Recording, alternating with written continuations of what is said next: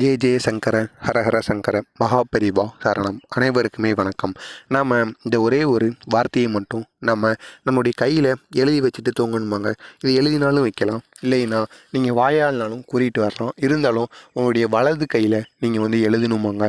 வலது கையில் இப்படி நீங்கள் இந்த 2 வார்த்தையை மட்டும், இந்த 4 எழுத்தை மட்டும் நீங்கள் எழுதிட்டு தூங்குறதுனால அதிகப்படியான அளவுக்கு நன்மைகளானது நடக்குமாம்.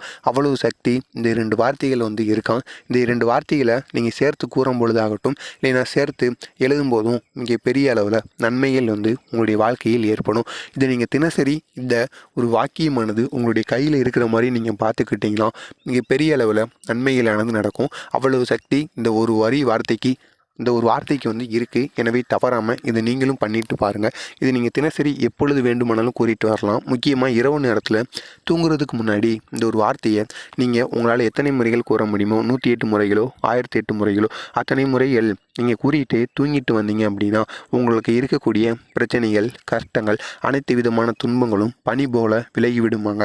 உங்களுடைய வாழ்க்கையிலையும் மிகப்பெரிய லெவலில் நன்மையிலானது நடக்க தொடங்குமாங்க.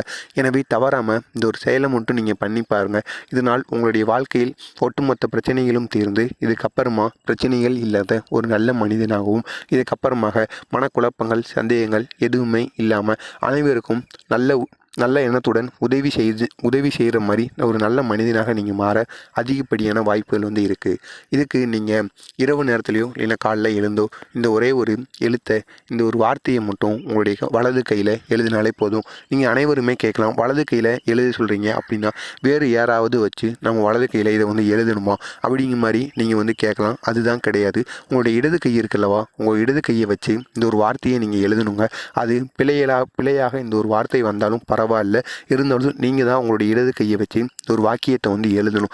இப்படி நீங்கள் எழுதிட்டு இரவு நேரத்தில் நீங்கள் தூங்கிட்டு வந்தீங்க அப்படின்னா கண்டிப்பாக அடுத்த நாள் காலையில் விடிந்ததும் உங்களுக்கு என்ன பிரச்சனைகள் இருந்தாலும் அந்த பிரச்சனைகள் சிறிதாக விலக ஆரம்பிக்கும்.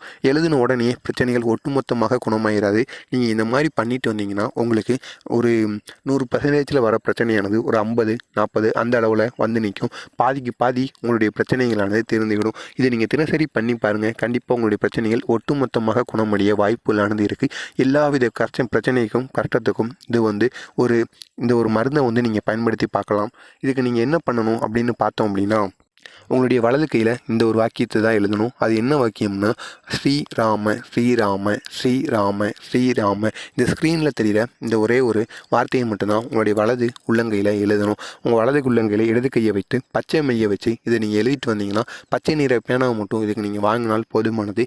இதை மட்டும் நீங்கள் எழுதி பாருங்கள். கண்டிப்பாக உங்களுடைய வாழ்க்கையில் நீங்கள் பெரிய அளவில் நன்மைகளானது நடக்கும். இதை நீங்களும் பண்ணுங்கள். உங்களுக்கு தெரிஞ்ச நண்பர்கள், உறவினர்கள் அனைவருமே இதை பண்ணிட்டு வர சொல்லுங்கள். இதனால் நீங்கள் பெரிய அளவில் நன்மைகளானது நடக்கும். இதை நீங்கள் எழுதிட்டும் கோரிட்டு வாங்க. எப்பொழுதுமே இது இந்த ஒரு வாக்கியமானது உங்கள் கையில் இருக்கிற மாதிரி நீங்கள் பார்த்துக்கிட்டிங்கன்னா மிக பெரிய அளவில் நன்மைகளானது நடக்கும்.